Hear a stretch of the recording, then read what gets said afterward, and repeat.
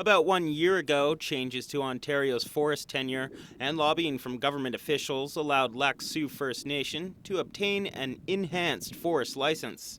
It enabled them to not only harvest the wood, but to manage a forest twice the size of Prince Edward Island. Obishkekokang Resources is now responsible for overseeing the Lac Seul Forest Management Plan. This translates to jobs and skill building for the band members. There are currently 2 forestry technicians in training and others in administration. But at the local mill, there are over 20 additional jobs for Lac Seul. So something that we've always wanted was to have a say in managing our lands, and even with youth, we've had youth being trained in our forest. We've had a youth program. It's starting, but I mean, we'll get there. When the forest management proposal was brought forward, it was met with opposition from some industry and government officials.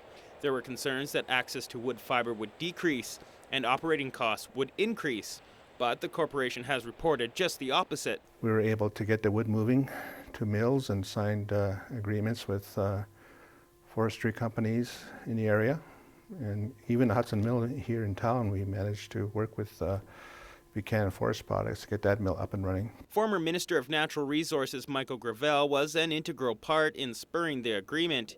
He now sits as Minister of Mines and Northern Development. We felt we went down a careful, measured path, and we worked closely in consultation with certainly industry and with municipalities and with First Nations.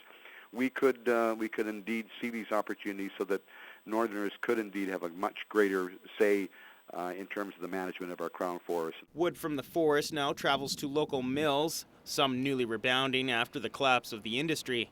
Contracts with mills such as Domtar in Dryden and the Buchanan Mill in Hudson are creating economic prosperity. As more band members become trained in the forestry sector, there's talk of new opportunities in the future. Chief Bull would eventually like to see a mill built on reserve land run by their people. Nate Jones, TBT News.